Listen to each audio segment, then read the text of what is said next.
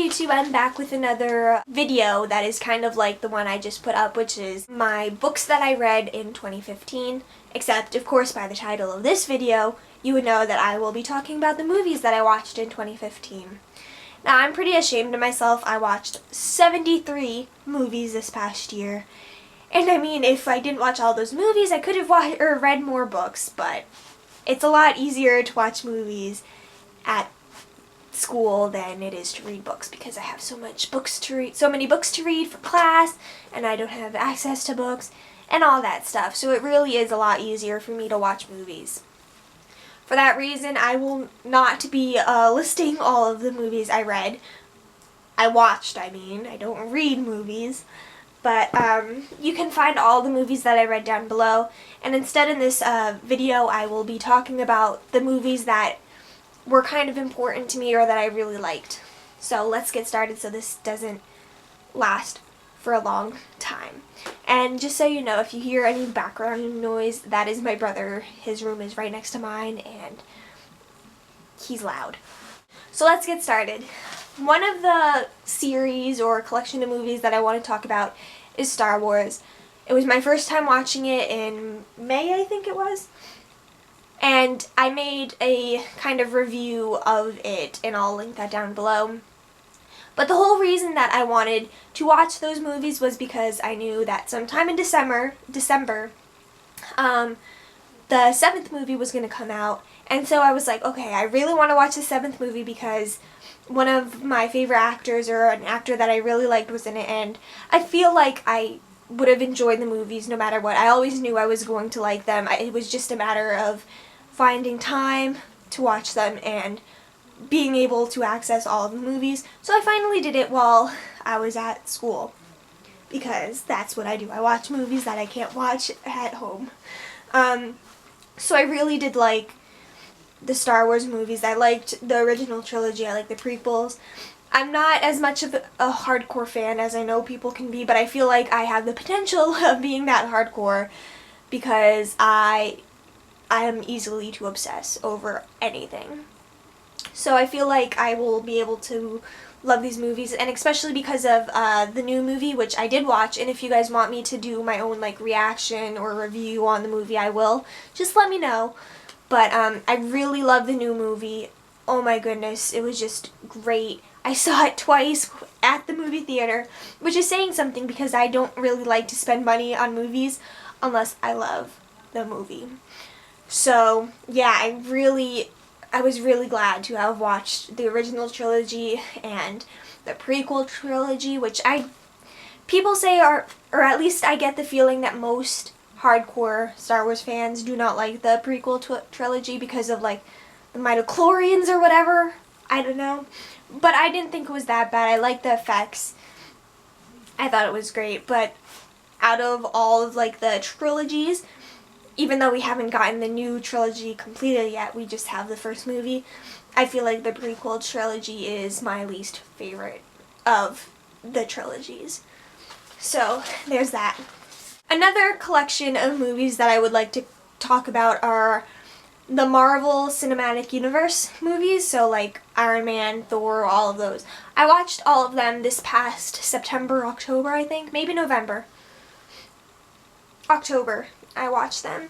And it was because over the summer I watched Ant-Man because I love Paul Rudd. I was definitely going to watch it just for Paul Rudd, but that made me love the MCU so much. So when I got to school, I really was like, okay, I need to watch all of these MCU movies and watch them because I knew I was missing out, and boy, was I right. I was totally missing out.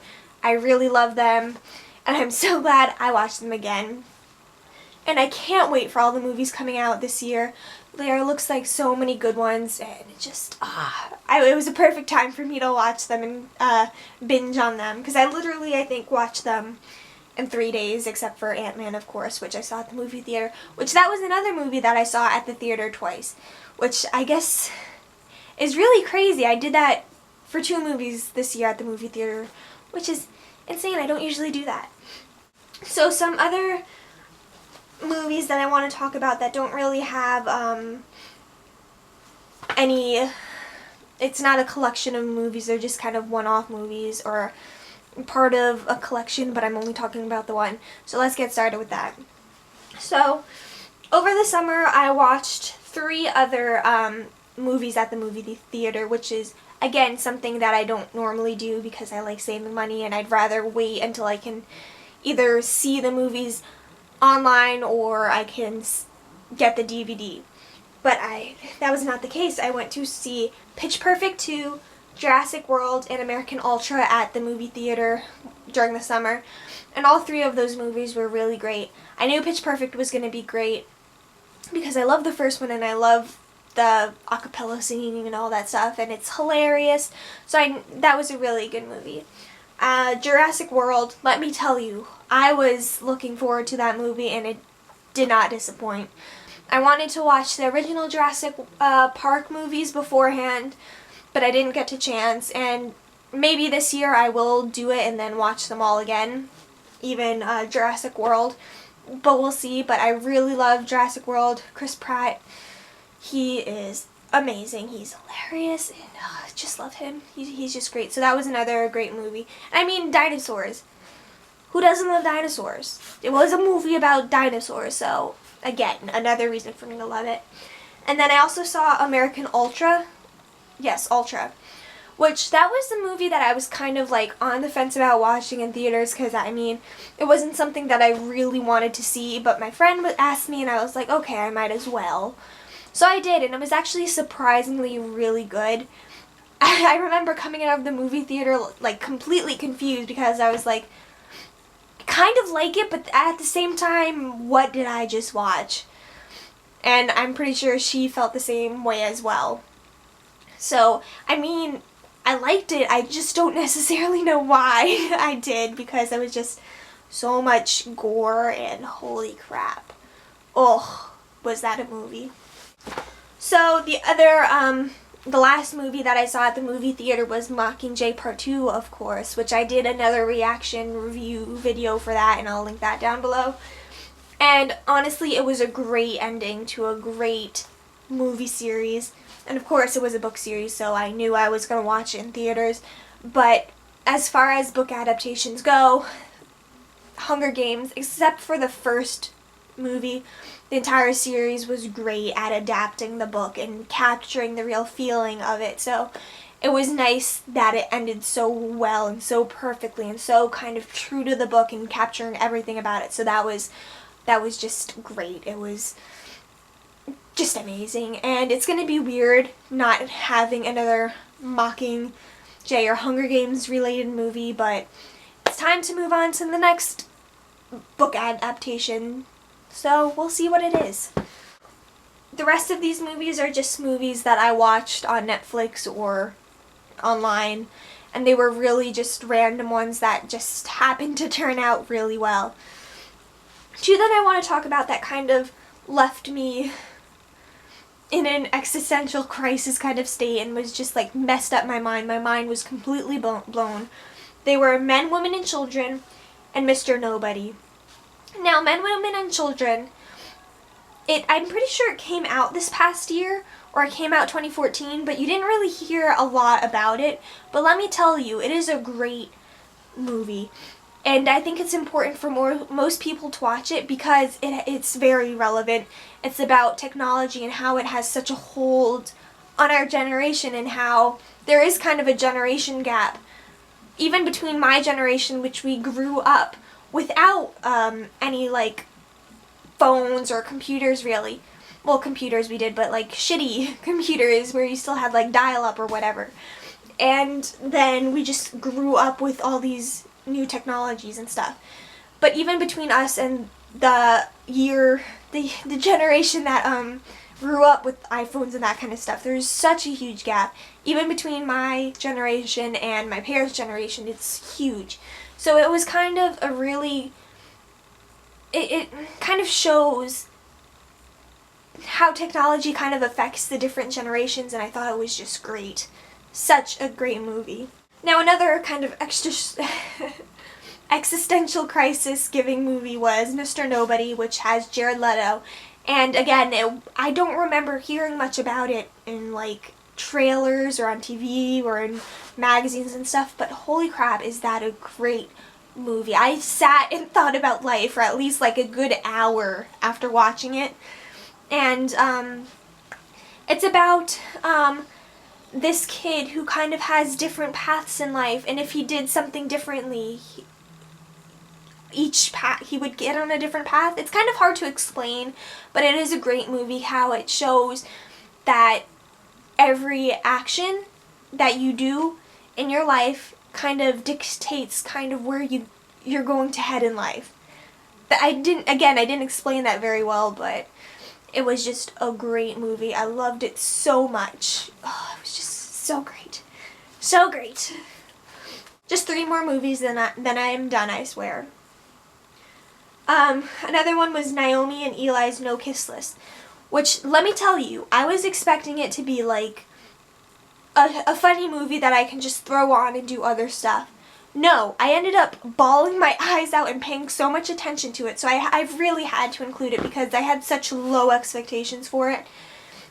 And it was just, I don't know if it was because of the mood that I was in or whatever, but it really hit me hard.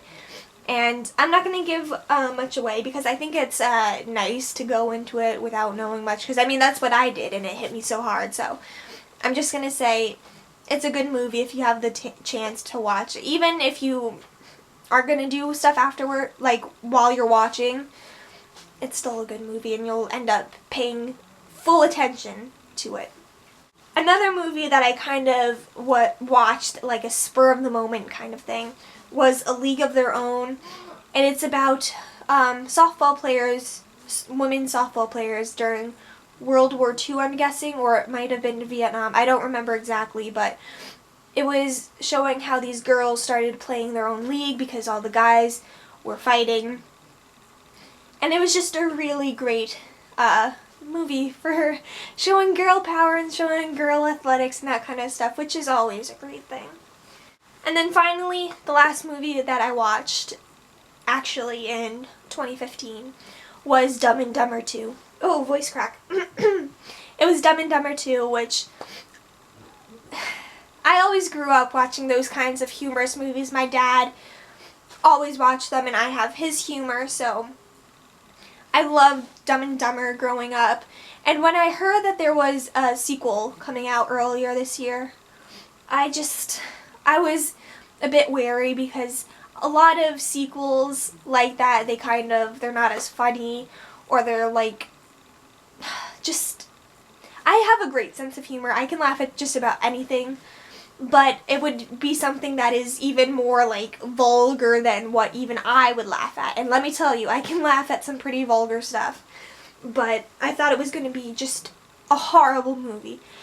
But let me tell you, it was greater than I expected. It had the same kind of feel that the first Dumb and Dumber movie had, and I was super surprised at how great it was executed. And it was just great seeing Jim Carrey and, what's his name? Jeff? I don't remember his name, which it makes me sad, but it was great to see them back reprising their roles as Lloyd and Harry. It was just amazing, and it totally was better than I expected. So those are all the movies that I really love from 2015, and I'll list again all the movies that I watched in 2015 down below. Let me know what movies you're excited for in 2016, or which movies you think I should watch. And if you want, you can even list down below your favorite movies that you watched in 2015, because I would gladly like to look at them, and maybe it'll give me some inspiration of what movies I should watch next. So yeah, I hope you enjoyed this, and I'll see you next time.